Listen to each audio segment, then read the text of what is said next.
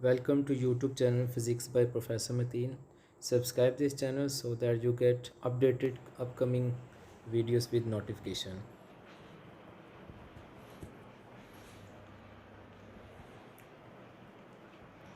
बिस्मिल्लाहिर्रहमानिर्रहीम अस्सलाम वालेकुम। आई एम मतीन वास। आज हम देखेंगे नेक्स्ट टॉपिक। पिछले लेक्चर में हमने first application of Gauss's law की थी।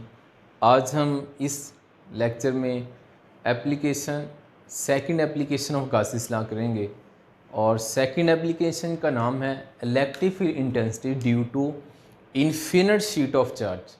यहाँ पे इलेक्ट्रिक फील्ड इंटेंसिटी को मैंने ई से लिख दिया, या फील्ड इंटेंसिटी इसको पढ़ें। Electric field intensity due to infinite sheet of charge. Infinite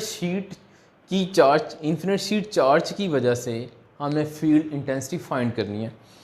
तो यहाँ पे लेट करते हैं कि ये शीट है, ठीक है, और इस शीट पे हमने पॉजिटिव चार्ज डिस्ट्रीब्यूट किया हुआ है और ये चार्ज यूनिफॉर्मली डिस्ट्रीब्यूट है। और ये जो शीट मैं ड्रा कर रहा हूँ ये इन्फिनिट शीट है। इन्फिनिट शीट का मतलब है बहुत बड़ी है, लार्ज साइज में है। उस लार्ज इन्फिनिट शीट का हम स्मॉल फाइनाइट पोर्शन लेंगे। फाइनाइट पोर्शन का मतलब है उस बड़ी शीट का एक छोटा सा पोर्शन कंसिडर कर लेंगे। तो हमारे पास infinite sheet, extent of infinite sheet मतलब वेरी लार्ज शीट है और उसका हमने कौन सा पोर्शन लिया, फाइनाइट पोर्शन। और वो फाइनाइट पोर्शन मैंने यहाँ पे ड्रा कर दिया और इस पे यूनिफॉर्मली पॉजिटिव चार्ज डिस्ट्रीब्यूटेड है, ठीक है। अब देखें हमने फाइंड करनी है इसमें इलेक्ट्रिक फील्ड। पॉजिटिव चार्ज है तो इलेक्ट्रिक फील्ड तो होगी, पॉजिटिव चार्ज की इलेक्ट्रिक फील्ड आउटवर्ड होती है। अब देखना है इलेक्ट्रिक फील्ड इंटेंसिटी कैसे फाइंड करेंगे इसकी। गासेस लॉ के वही 4 स्टेप जो आपको मैंने बताए थे पिछले लेक्चर में भी। नंबर 1 गासियन सरफेस ड्रा करें। Number 2 find charge through Gaussian surface. Number 3 find electric flux through Gaussian surface. Number 4 apply Gauss's law. ये 4 पॉइंट्स आपने यहाँ पे अप्लाई करने हैं।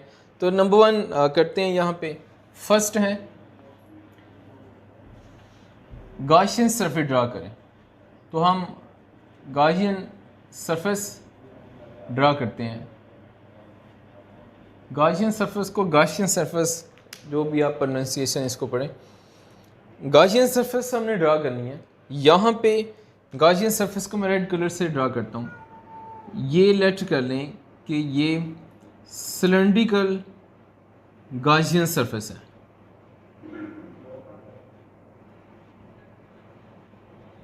और इस शीट के दोनों एंड से ये पाइप यानी ये गासियन सरफेस पास कर रही है, ठीक है।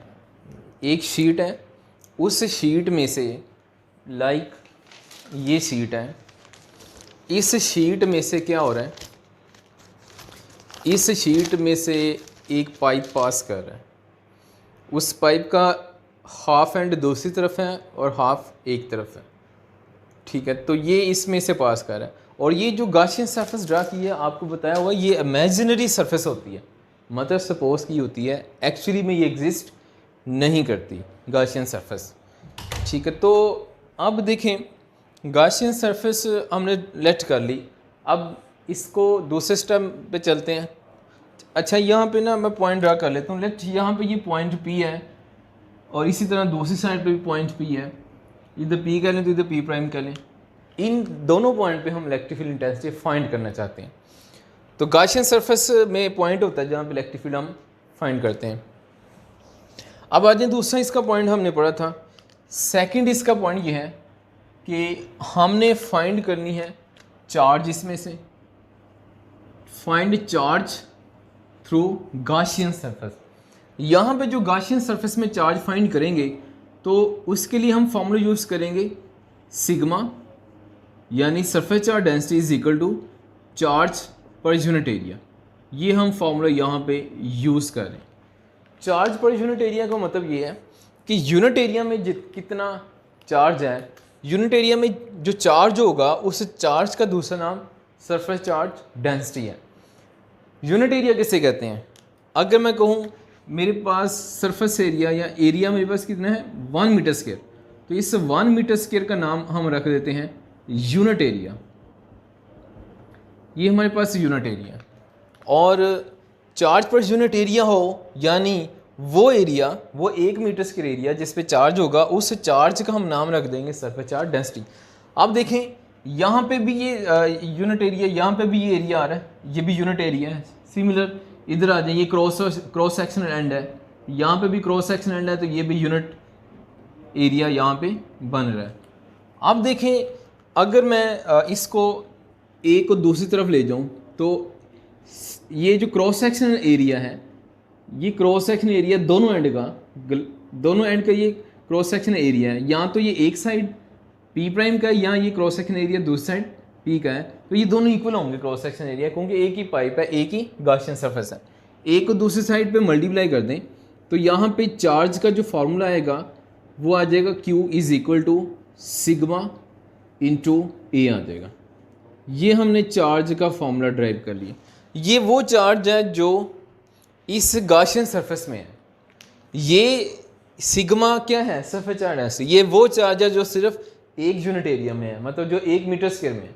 लेकिन ये जो चार्ज है ये पूरी गॉसियन सरफेस में आ गया, ठीक है, ये जो पॉजिटिव चार्ज है। अब देखें यहाँ पे दूसरा पॉइंट हमने कर लिया, थर्ड पॉइंट की तरफ चलते हैं। थर्ड पॉइंट आपको मैंने बताया था कि इलेक्ट्रिक फ्लक्स फाइंड करते हैं। इलेक्ट्रिक फ्लक्स फाइंड करते हैं थ्रू गॉसियन सरफेस। अब इलेक्ट्रिक फ्लक्स फाइंड करना है गॉसियन सरफेस में से, तो यहाँ पे देखें इलेक्ट्रिक फील्ड होगी, ये पॉजिटिव चार्ज है, तो इलेक्ट्रिक फील्ड पॉजिटिव चार्ज की हम जानते हैं, पॉजिटिव चार्ज की इलेक्ट्रिक फील्ड किस तरफ होती है? आउटवर्ड होती है। ये मैंने इलेक्ट्रिक फील्ड की डायरेक्शन, सिमिलर इधर भी देखें इलेक्ट्रिक फील्ड की डायरेक्शन किस तरफ होती है? आउटवर्ड होती है। ये भी इलेक्ट्रिक फील्ड की डायरेक्शन हमने ड्रा कर ली। और अगर आप इस तरफ देखें तो यहाँ पे इलेक्ट्रिक फील्ड किधर होगी? आउटवर्ड होगी। यहाँ पे भी क्या होगी? आउटवर्ड। ये इलेक्ट्रिक चार्ज है तो चारों तरफ होगी। हम ये जो इलेक्ट्रिक फील्ड इंटेंसिटी है ये हम कंसिडर नहीं करेंगे। हम जो इलेक्ट्रिक फील्ड इंटेंसिटी कंसिडर करेंगे वो हॉरिजॉन्टल कंसिडर करेंगे, जो पाइप के यानी जो गॉसियन सरफेस के अलोंग आ रही है। तो इस पाइप के अलोंग वाली इलेक्ट्रिक फील्ड को हम कंसिडर करेंगे। ये जो अपवर्ड वाली हैं इसको नहीं देखेंगे। उसकी रीज़न भी यही है कि हम वो फील्ड को बात करेंगे जो क्रॉस सेक्शन एरिया में से पास करेगी। हम इस क्रॉस सेक्शन एरिया की बात कर रहे हैं, इसमें से हमने फाइंड करनी इलेक्ट्रिक फील्ड, तो इसमें से तो ये हॉरिजॉन्टल पास कर रही है, अपवर्ड वाली तो नहीं कर रही, ठीक है। तो ये हमने देख लिया कि इलेक्ट्रिक फील्ड हम ड्रा कर रहे हैं, ये इलेक्ट्रिक फील्ड हॉरिजॉन्टल होगी। अब देखें ज़रा, फ्लक्स फाइंड करना है तो इसकी कितनी साइड बन रही है गॉसियन सरफेस की? 1, 2, 3 एंड 4। तो इसको 3 कह लेते हैं। कैसे भला?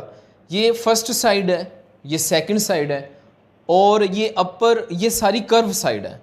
ये पाइप है ना, curve side, curve pipe, curve surface को हम एक सरफेस लेफ्ट करेंगे, ठीक है। ये कंप्लीट, जैसे ये मार्कर है, इसकी ये कर्व सारी साइड को 1 साइड कह लेते हैं। 1, 2 और ये थर्ड कर्व साइड, 3 साइड्स बनी। इन तीनों में से फ्लक्स फाइंड करेंगे, उनको ऐड कर लेंगे तो टोटल फ्लक्स आ जाएगा। ये थर्ड स्टेप हो जाएगा।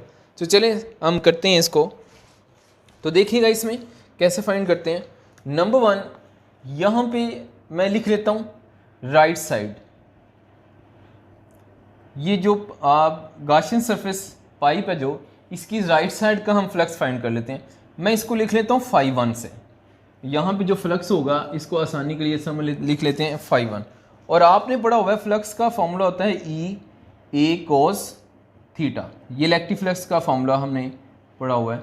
अब देखें यहाँ पे ये जो एंगल बन रहा है, ये मैं अगर नॉर्मल ड्रा करूँ तो नॉर्मल की ये डायरेक्शन आएगी, जिसको n हैट से हम लिखेंगे। ये नॉर्मल आ गया।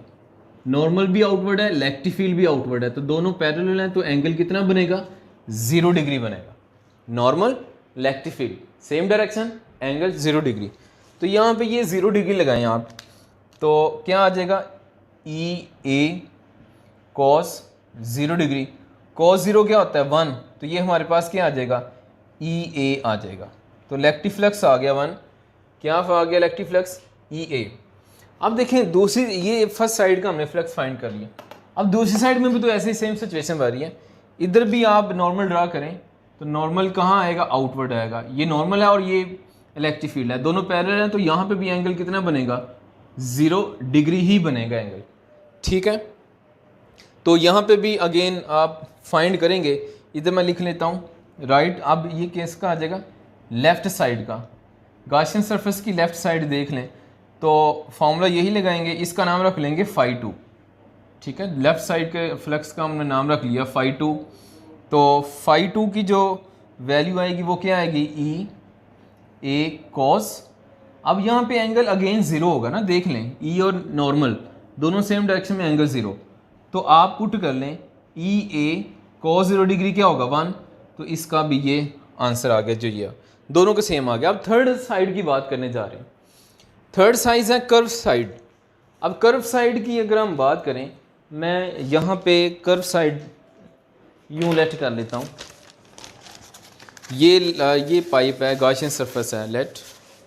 तो आप इसको देखें, पाइप के ये फर्स्ट एंड है, ये दूसरा एंड है, ठीक है, और ये इसकी क्या है कर्व साइड है।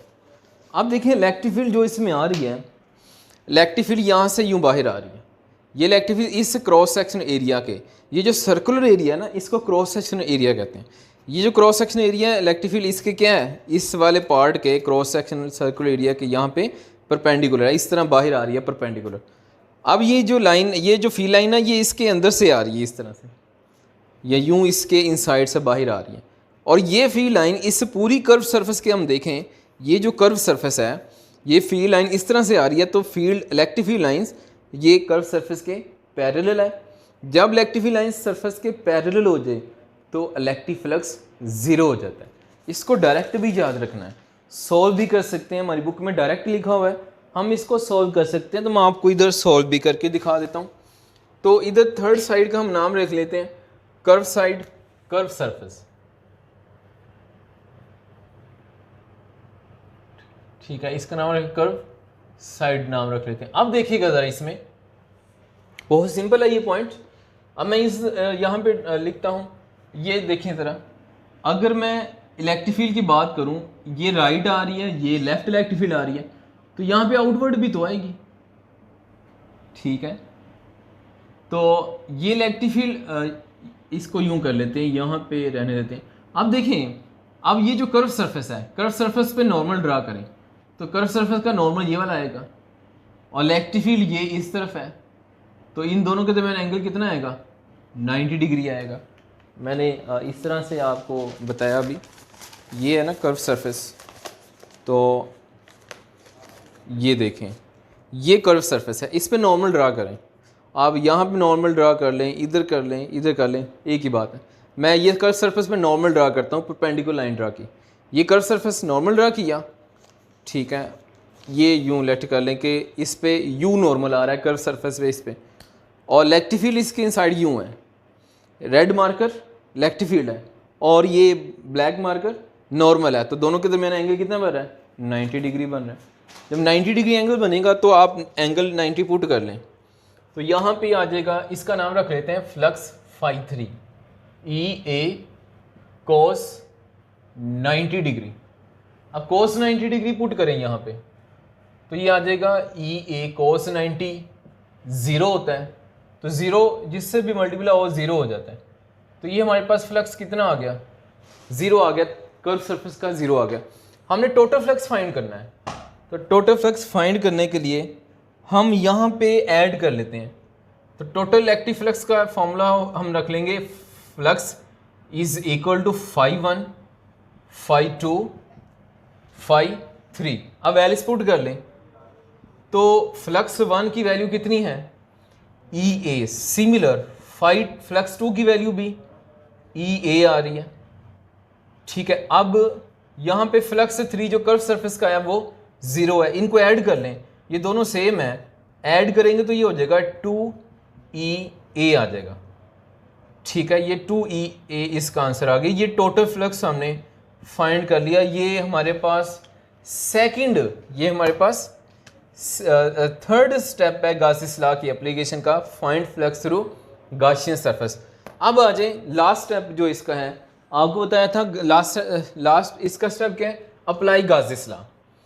और अप्लाई गासिस लॉ में क्या होता है, हम गासिस लॉ का फॉर्मूला लिख लेते हैं। ठीक है, तो इधर मैं लिख लेता हूँ, फोर्थ स्टेप इसका इधर हम करें अप्लाई गासिस लॉ। और अप्लाई गासिस लॉ का मीनिंग आपको बताया था, क्या है इसका मीनिंग, कि आप फॉर्मूला लिख दें, गासिस लॉ का फॉर्मूला अप्लाई कर दें, flux is equal to 1/ε0 into total charge. अब वैल्यूज पुट करें, अब वैल्यूज पुट करें तो अब देखें फ्लक्स की वैल्यू कितनी आई हमारे पास अभी, अगर आप देखें तो फ्लक्स की वैल्यू आ रही है 2EA।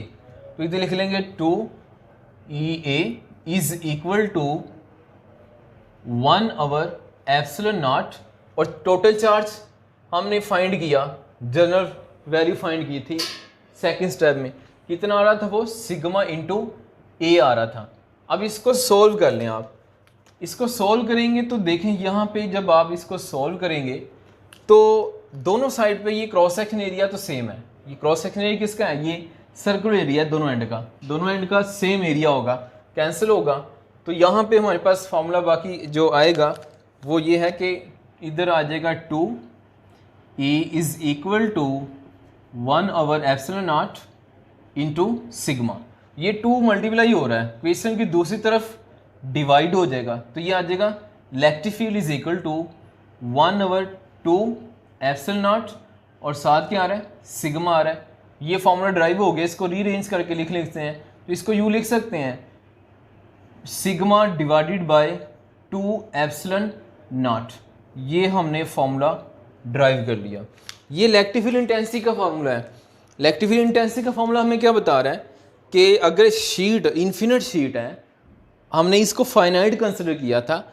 अब ये जो फॉर्मूला ये फाइनाइट शीट का है, मैंने आपको बताया ये फाइनाइट शीट है, और ये किसकी फाइनाइट है, ये स्मॉल पोर्शन है, किसकी, बड़ी शीट का स्मॉल पोर्शन है। तो ये स्मॉल पोर्शन की इलेक्ट्रिक फील्ड है और वो स्मॉल पोर्शन किसका है, बड़ी शीट का है। तो ये भी फिर किसका फॉर्मूला हुआ, बड़ी शीट का भी हुआ।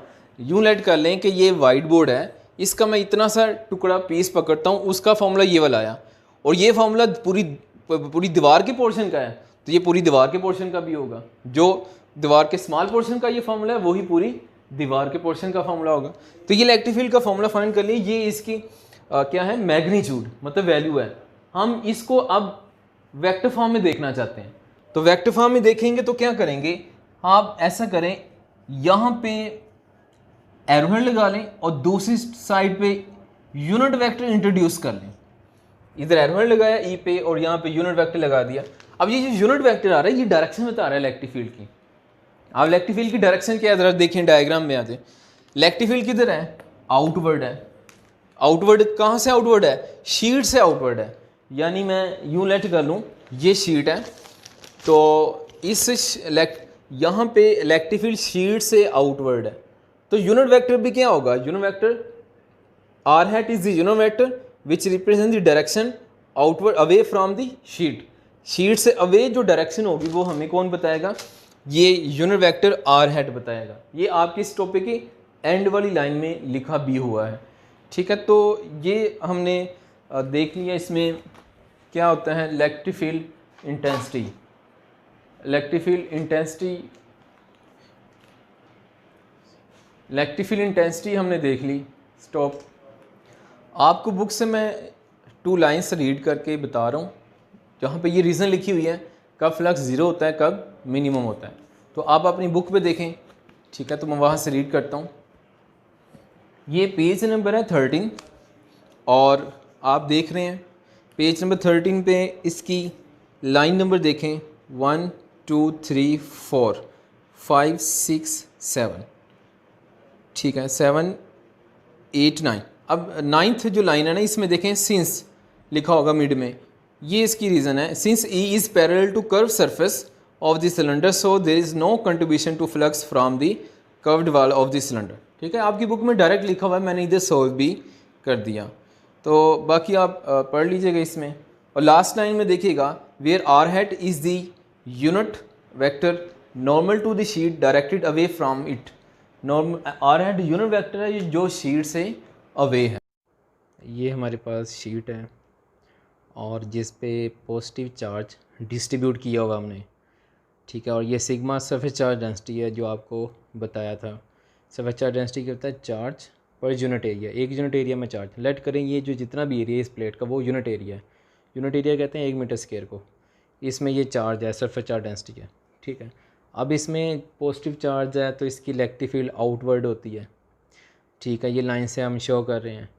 और इसमें पॉइंट पी है इसके बाहर जहाँ पे हमने इलेक्ट्रिक फील्ड इंटेंसिटी फाइंड करनी है। और ये गाशियन सरफेस हमने ड्रा कर ली सिलेंड्रिकल, और इसका डिस्टेंस पी से आर है, ठीक है। और ये पॉइंट ए भी ड्रा कर दिया गाशियन। पॉइंट ए पे क्या है? ये गाशियन सरफेस, जैसे पॉइंट पी है वैसे ही पॉइंट ए हमने रेड किया। अब ये गाशियन सरफेस से इलेक्ट्रिक फील्ड आउटवर्ड है, ठीक है। अब हम ये फाइंड करना चाहते हैं कि ये इलेक्ट्रिक फील्ड इंटेंसिटी कितनी है जो हमने फाइंड की है, ठीक है। एक्चुअल ये है, ये जो हमने चार्ज डिस्ट्रीब्यूट किया है ये प्लेट ये एक साइड पे है। हम दोनों साइड पे भी चार्ज डिस्ट्रीब्यूट कर सकते हैं, ठीक है। तो ये हमने देख लिया। अब चार्ज फाइंड करना, इलेक्ट्रिक फील्ड इंटेंसिटी फाइंड करनी है, तो इसके लिए आपको डिटेल सारी बता दी थी कैसे फाइंड करते हैं।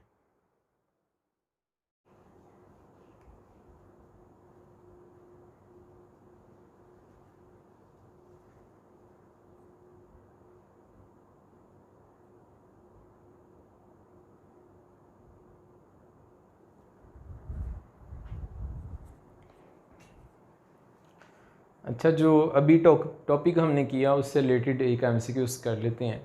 ये एमसीक्यूज मैंने लिखी हुई है। Electric field intensity due to infinite charge conducting plates, charges resides on both plates. कह रहा है कि चार्जेस प्लेट की दोनों साइड पे हों तो इलेक्ट्रिक फील्ड इंटेंसिटी क्या होगी। अगर ये प्लेट है तो प्लेट की इस साइड पे भी चार्ज डिस्ट्रीब्यूट है और दूसरी साइड पे भी चार्ज डिस्ट्रीब्यूट है। जब दोनों साइड पे चार्ज डिस्ट्रीब्यूट हो तो फ्लक्स क्या होगा? इधर ऑप्शन दी हुई हैं 4। अच्छा, जो हमने टॉपिक पढ़ा उसमें क्या था? उसमें प्लेट की एक साइड पे चार्ज डिस्ट्रीब्यूट है, दोनों साइड पे चार्ज डिस्ट्रीब्यूट नहीं है। तो क्या फार्मूला ड्राइव किया था हमने? तो जो फार्मूला हमने ड्राइव किया था वो आ रहा था E is equal to sigma over 2 epsilon naught. ये एक साइड पे जब चार्ज डिस्ट्रीब्यूट हो, प्लेट की एक साइड पे चार्ज डिस्ट्रीब्यूट है तो ये फॉर्मूला आ रहा है। 1/2 है ना, हाफ है ये, तो ये है। अब एमसीक्यूज में क्या उसने कहा बोथ प्लेट, चार्ज दोनों plate, both plates of side, plate की दोनों साइड पे है। मतलब अगर ये प्लेट है तो इसकी इस साइड पे भी है चार्ज और इस साइड पे भी है, दोनों साइड पे होगा तो क्या होगा? एक साइड का ये फॉर्मूला है, दूसरी साइड पे चार्ज होगा तो उसका भी ये फॉर्मूला होगा, और दोनों को हम क्या कर लेंगे? ऐड कर लें। यहाँ पे हमने दोनों को ऐड कर लिया, जो ऐड कर लेंगे तो ये आ जाएगा सिग्मा ओवर एप्सिलॉन नॉट, एक साइड का और ये दूसरी साइड का, तो ये टोटल आ जाएगा। तो फिर ये इसका राइट ऑप्शन बन जाएगा, ठीक है। तो जो हमने ड्राइव किया था वो वन साइड पे होगा, और जो भी पूछा वो दोनों साइड पे चार्ज होगा, तो एडअप करेंगे तो ये आ जाएगा। अब इसमें क्या कहा? मेन पॉइंट क्या है? Charges resides on both sides of plates, ठीक है, प्लेट की दोनों साइड पे है। अब देखें इधर एक और एमसीक्यूज देखें। हमने लास्ट टाइम लेक्चर पढ़ा था, उसमें देखा था कि अगर चार्ज अगर क्लोज सरफेस में हो तो फ्लक्स का फार्मूला होता है, क्लोज सरफेस में फ्लक्स का फार्मूला होता है Q ओवर एप्सिलॉन नॉट। ये क्लोज सरफेस के लिए फार्मूला है, ठीक है। अब इधर भी क्लोज सरफेस का ही है, तो देखते हैं क्या एमसीक्यूज है। Charge Q is placed at centre of cube के सेंटर पे चार्ज है। The flux coming out from each face will be, her face में से हमने फ्लक्स बताना है। तो मैं लेट कर लेता हूँ, यहाँ पे क्यूब बनाता हूँ, वहाँ ये हम लेट कर लेते हैं। हमारे पास क्यूब है एक, और इसके सेंटर पे चार्ज रखा हुआ है। तो कहता है कि हर फेस का कितना फ्लक्स होगा, यानी किसी एक फेस का पूछ रहा है, हर फेस का फ्लक्स मीन। तो टोटल हमें पता है कि ये क्यूब भी एक क्लोज सरफेस है, क्लोज ज्योमेट्री है, तो क्लोज शेप है, तो क्लोज शेप का टोटल ये वाला फार्मूला होता है, ये हमने ड्राइव किया हुआ Q ओवर एप्सिलॉन नॉट। हमें चाहिए एक फेस का, और क्यूब के अंदर जो टोटल फेस होती हैं वो 6 हैं। जैसे रूम है ना, हमारा रूम भी एक क्यूब है, तो इसकी top bottom right left front back, तो ये टोटल 6 साइड्स बनती हैं। तो एक साइड का निकालने के लिए हम क्या करेंगे, यहाँ पे आप ऐसा करें कि ये जो फार्मूला आ रहा है Q ओवर एप्सिलॉन नॉट, इसको 6 पे डिवाइड कर दें। 6 पे ही क्यों डिवाइड किया, क्योंकि टोटल 6 साइड्स हैं क्यूब की, 6 पे डिवाइड करेंगे तो किसी एक फेस का आ जाएगा।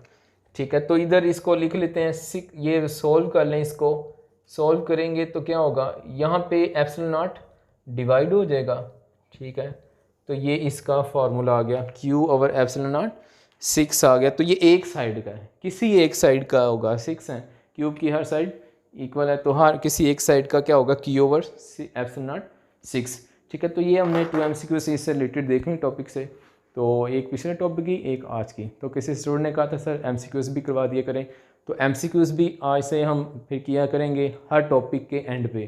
तो जिस तरह से आज की, इसी तरह चंद कुछ MCQs हम किया करेंगे। आज 2 किए हैं तो ज़्यादा भी किया करेंगे हम।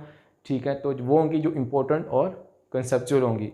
और कुछ स्टूडेंट्स कह रहे थे सर ब्राइटनेस कभी ज़्यादा होती है, कभी कम होती है वीडियो में। तो ये जो MCQs का मैं पोर्शन बना रहा हूँ, इसमें ब्राइटनेस कम ज़्यादा नहीं हो रही।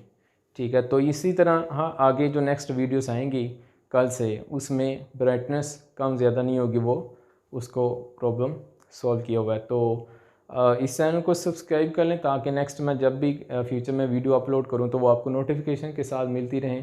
तो इजाज़त दें, अब मिलते हैं नेक्स्ट वीडियो में। अल्लाह हाफिज़।